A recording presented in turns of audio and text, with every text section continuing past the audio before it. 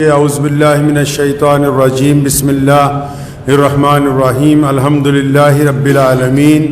الرحمن الرحیم مالک یوم الدین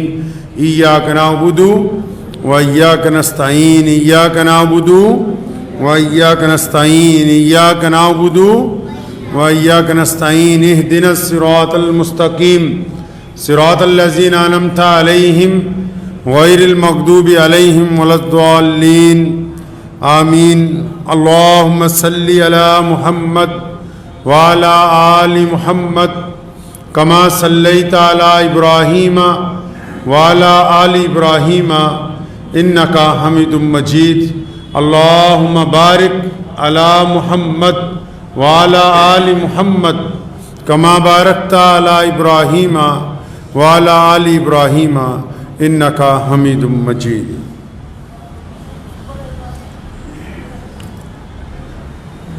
فنا فی اللہ کی مظہر میں بقا کا راز مضمر ہے۔ فنا فی اللہ کی مظہر میں بقا کا راز مضمر ہے، جنہیں مرنا نہیں آتا انہیں جینا نہیں آتا۔ رمضان المبارک کی مقدس ساعتیں چل رہی ہیں اور رمضان المبارک کے ماشاءاللہ فضائل، قرآن پاک کی تلاوتیں، سحری اور افطاری کے بہترین کھانوں کا انتظامات تیزی سے ہو رہے ہیں۔ یہ بھی بتایا جا رہا ہے کہ زکوٰۃ وقت پر ادا کر دی جائے، فطرہ جو ہے اس کی بھی اقسام بیان ہو رہی ہیں، افطاری کروانے کا ثواب بھی پتہ لگ گیا ہے، سحری کی کیا برکت ہے اس کے اوپر بھی گفتگو ہو چکی ہے۔ ان تمام باتوں کے درمیان اگر کوئی ذکر رہ گیا بھی تو وہ پیارے نبی حضرت محمد رسول اللہ صلی اللہ علیہ وسلم کے جانب سے یوم فرقان یعنی کہ جنگ بدر کے اس دن کا ذکر ہے، جو رمضان المبارک میں سن 2 ہجری کے 17 رمضان المبارک کے دن وہ جو واقعہ پیش آیا ہے۔ بہت سارے لوگوں نے سوچا کہ رمضان تو صرف سحری کا نام ہے، ایک بہترین افطاری کا نام ہے، رمضان تو صرف راتوں کو اٹھ کے عبادت کرنے کا نام ہے، رمضان تو بس صرف ایک دوسرے کے ساتھ مصافحہ کرنے کا نام ہے۔ لیکن جب پیارے نبی حضرت محمد رسول اللہ صلی اللہ تعالیٰ علیہ وسلم کی تاریخ کو پڑھتے ہیں، محمد رسول اللہ کی سیرت کو پڑھتے ہیں، محمد رسول اللہ صلی اللہ علیہ وسلم کے کردار کو دیکھتے ہیں، محمد رسول اللہ کے عمل کو دیکھتے ہیں، تو پتہ یہ لگتا ہے کہ شدت کی گرمی کے رمضان میں، ایسے وقت میں جب محمد رسول اللہ صلی اللہ علیہ وسلم کے امن کو، چین کو، ان کے سماجک بھائی چارے کو، ان کی ویوستھا کو جب دشمن نے لگاتار تکلیف پہنچانی شروع کی، تو اسی رمضان المبارک میں کفر اور اسلام کے درمیان پہلی جنگ محمد رسول اللہ صلی اللہ علیہ وسلم نے لڑی ہے۔ جنگ بدر کلمہ لا الہ الا اللہ محمد الرسول اللہ کی تکمیل کرتی ہے۔ 2 جنگیں بڑی اہمیت رکھتی ہیں اسلام میں، ایک جنگ بدر اور ایک جنگ احد۔ یہ دونوں اول کلمہ لا الہ الا اللہ محمد رسول اللہ کی مظہر ہیں۔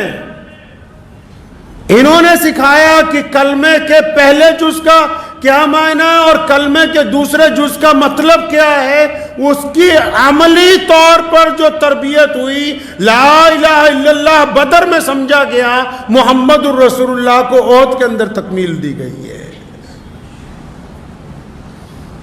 جنگ بدر کا پس منظر سمجھ لینا بہت ضروری ہے کہ پیارے نبی حضرت محمد رسول اللہ صلی اللہ علیہ وسلم جو رحمت للعالمین ہیں، جو یہ چاہتے ہی نہیں کہ جنگ لڑی جائے،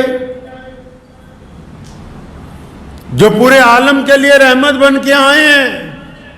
پھر رمضان المبارک میں ایسی کون سی بات ہوئی، رمضان المبارک میں ایسی کون سی نوبت آ گئی کہ نبی علیہ السلام کو مدینہ منورہ سے بدر کے میدان تک جانا پڑا؟ دنیا کا ایک قاعدہ ہے، ایک دستور ہے دنیا کا، آج بھی ہے، پہلے بھی تھا، کہ جو شریف لوگ ہوتے ہیں نا، لوگ انہیں بزدل کہتے ہیں۔ دو طرح کے لوگ ہوتے ہیں دنیا میں، ایک کمزور ہوتے ہیں بہت، لیکن ایک طاقتور ہوتے ہیں لیکن صلح پسند ہوتے ہیں، شریف لوگ ہوتے ہیں، اور تیسرا طبقہ بدماشوں کا ہوتا ہے جو دبنگائی دکھانا چاہتے ہیں۔ تو ہمارے پیارے نبی حضرت محمد رسول اللہ صلی اللہ علیہ وسلم صلح پسند طبیعت کے مالک تھے۔ آپ صلی اللہ علیہ وسلم چاہتے تھے کہ جتنے اطمینان کے ساتھ، محبتوں کے ساتھ کام نکلے تو وہی بہتر ہے۔ لیکن جب کوئی صلح پسند ہوتا ہے نا، آج کے دور میں بھی اگر کوئی صلح پسند ہو تو لوگ کیا کہتے ہیں جی؟ پڑوسی کیا کہتے ہیں؟ مخالف کیا کہتے ہیں؟ صلح پسند کو کہتے ہیں یار یہ بزدل ہے، یہ ڈرپوک ہے، اس میں طاقت نہیں ہے، اور پھر اپنی بدماشی کو عروج کی طرف لے کے جاتے ہیں۔ یہی مسلمانوں کے ساتھ ابتدام ہوا جب اسلام دنیا کے اندر آیا۔ پیارے نبی حضرت محمد رسول اللہ صلی اللہ تعالی علیہ وسلم نے اپنے دین کی تبلیغ شروع کی، اور پھر اتنا ظلم ہوا مسلمانوں پر کہ سیدنا حضرت سمیہ رضی اللہ تعالیٰ عنہ کے ٹکڑے کر دیے گئے، اتنا تشدد ہوا کہ بلال کو مارا گیا، اتنا ظلم ہوا کہ خود پیارے نبی حضرت محمد رسول اللہ صلی اللہ علیہ وسلم پر حملے ہونے لگے۔ سیدنا ابو بکر صدیق رضی اللہ تعالیٰ عنہ کو زخمی کیا گیا، عمار بن یاسر کی کھال اتاری گئی، حضرت حبیب بن زید رضی اللہ تعالیٰ عنہ پر تشدد کیا گیا۔ جب زیادہ ظلم ہوا تو مسلمانوں نے سوچا، اللہ نے حکم دے دیا پھر مسلمانوں کو کہ اس ظلم کی بستی سے مکے سے نکلو اور مدینے کی طرف ہجرت کر جاؤ۔ اب جب ہجرت ہو گئی، مدینہ منورہ پہنچ گئے، تو مکے کے جو کافر تھے، مکے کے جو دشمن تھے، ابو جہل جو قریش کا چودھری تھا، انہوں نے سوچا مسلمان تو ڈر گئے، تو مسلمان مکے سے 350 کلومیٹر دور جا کے مدینہ منورہ میں رہنے لگے۔ تو یہاں سے یہ وہاں جاتے ہیں ان سے پنگا لینے کے لیے، کبھی ان کے اونٹ چوری کر کے لاتے ہیں، کبھی ان کے چرواہوں کا قتل کرتے ہیں، کبھی ان کے کھیت کھلیانوں کے اندر جا کے دخل دیتے ہیں، وہاں دروازے تک پہنچتے ہیں تکلیف پہنچانے کے لیے۔ کیونکہ ابو جہل کے ذہن میں یہ شاید بات آ گئی کہ محمد رسول اللہ صلی اللہ علیہ وسلم تو مکے سے نکل گئے، ان کی طاقت نعوذ باللہ شاید کمزور پڑ گئی، میں تو بہت بڑا عرب کا بادشاہ ہوں، عرب کا گورنر ہوں، تو میں تو مدینہ تک جا کے ان کو تکلیف پہنچا سکتا ہوں۔ تو جب یہ بدماشیاں بڑھ گئیں تو پیارے نبی حضرت محمد رسول اللہ صلی اللہ علیہ وسلم کے پاس روزانہ شکایتیں آنے لگی کہ آج مسلمانوں کے فلاں قافلے کو تکلیف پہنچائی گئی، آج مسلمانوں کے فلاں ریوڑ کو لوٹ لیا گیا، آج مسلمانوں کی فلاں بستی کو تکلیف پہنچائی گئی۔ تو نبی علیہ الصلوۃ والسلام نے جب میٹنگ بلائی تو طے یہ ہوا کہ ابو سفیان جو آ رہے ہیں شام سے ایک قافلہ لے کے، اور اس دور میں مکے کے چارے چودھری اس قافلے میں اپنا قیمتی سامان بیچتے تھے، خریدنے بیچنے کے لیے بھی وہ گزرے گا بدر کے قریب سے، تو پہلے اس کو روکا جائے۔ جب اس کام کے لیے اعلان ہوا بدر کے میدان میں جانے کے لیے، تو ادھر حضرت علی بن سفیان ان کو پتہ لگ گیا کہ ایسے ایسے حملہ ہونے والا ہے، تو وہ تو اپنا رستہ بدل کے نکل گئے۔ بعد میں فتح مکہ کے موقع پر مسلمان ہوئے، وہ اپنا رستہ بدل کے نکل گئے۔ لیکن جب ابو جہل کو پتہ لگا کہ نبی علیہ الصلوۃ والسلام ہمارے قافلے کو روکنے والے ہیں، تو اس نے تو مکے میں بہت بڑا شور مچا دیا۔ جو گھمنڈی ہوتے ہیں نا،